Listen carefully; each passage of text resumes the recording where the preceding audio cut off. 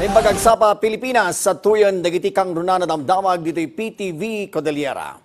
Impanakal ti Baguio City Police Office ti panagbabay ti bilang dagiti krimen, kabayatan ti selebrasyon ti holiday season iti syudad ti Baguio. Report idanon ni Dante Gitto. Iti panagrambak iti Yuletide season, impanakal ti Baguio City Police Office a bimmaba iti 56.47% dagiti nailista a crime incident iti City of Pines. Iti datos manipod iti Crime Information Reporting and Analysis System wenno CIRAS ti BCPO, nailista ti 48 a kaso manipod December 21 agingga December 31. 33% met ti bimmabaan ti focus crimes a pakairamanan dagiti serious offense kasi ti murder, robbery, ken rape. Ti met non-index crimes bimmaba iti 14.29%, ken iti traffic incidents bimmaba ti 59.38%. Ken iti met special loss violations bimmaba ti 27.27%. Yung December 21 to December 31, yung 10 days na Yuletide season festivities, nag-focus talaga yung law enforcement aspect at saka yung crime prevention efforts natin dun sa mga issues nung last year. Sigun iti BCPO, ipasimudaag daytoy iti epektibo a programa da para iti public safety and security.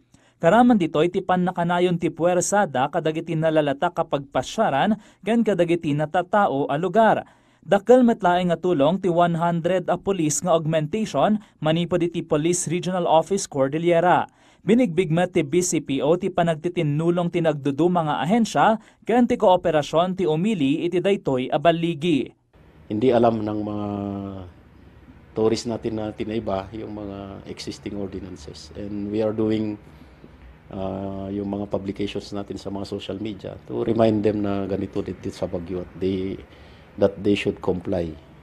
Hindi pwedeng dalin mo yung tigas ng ulo mo dyan sa lugar mo na dalin mo dito kasi we have rules here.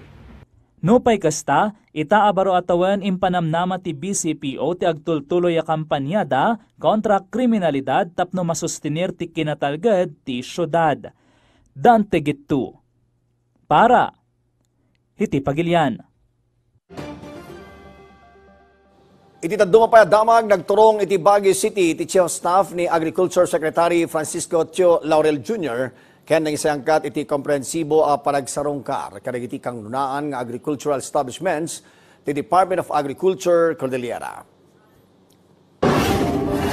Iti sasarungkar ni Attorney Alvin Jan Balagbag iti Benguet Agri Pinoy Trading Center wenno BAPTC, kinunana kasapulan ang mapasaya ti panakaymaton ken operasyon ti pasilidad tapno napimpintas pa iti panakaypaay serbisyo kani di Manalon ti Cordillera. Lupay napintas ti operasyon ti pasilidad, impatang na nga dapay lang ti room for improvement, iso a kapatang na ti Secretary managiti adada a panakapasayaat ti BAPTC ken iti panagbalin ti pasilidad ang modelo kanay tinadumapay at trading centers iti Pagilian. Naiparang kini Attorney Balagbag dagiti nagduduma pakasiknan iti pasilidad kas iti sigasing a processing area, panakatarimaan iti weighbridge, dagiti parikod iti panakaibiyahe dagiti semi-temperate vegetables, ken kanayunan nga insentibo dagiti Manalon. Sinarongkaran pa ni Attorney Balagbag ti Maharlika Livelihood Center ken iti Baguio Animal Breeding and Research Center. Inulit na ti commitment ti Department of Agriculture iti panakaitandudo ti panagdoras ken kinatibkar iti sektor ti agrikultura. Iti maudi adamag kailian na recover dagiti kamang ti Ifugao Provincial Explosive and Cannon Unit iti 8 a vintage bombs ijay punkto bato at lakbang Mayuyaw, Ifugao.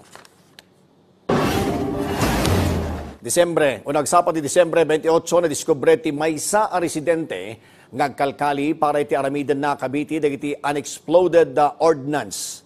Iti panagresponde ti Ifugao PECU na-recover dati 7 a pidaso ti corroded cartridge, 81mm high explosive bomb, nga awanan iti fuse ken maysa a corroded cartridge ken 81mm high explosive. At dandag iti bomba iti kustodiya ti Ifugao PPO para iti safekeeping sakbay ti umno apan nakadadael dagitoy. Bueno, dagiti kang runa na damdamag dito PTV Cordillera. I-like, i-follow ken ag-subscribe. Iti social media platforms ti PTV Cordillera, iti Facebook, TikTok, ken YouTube. Para iti PTV Balita ngayon sa probinsya, siya ni Eddie Carta, Dembag, Ngaldao.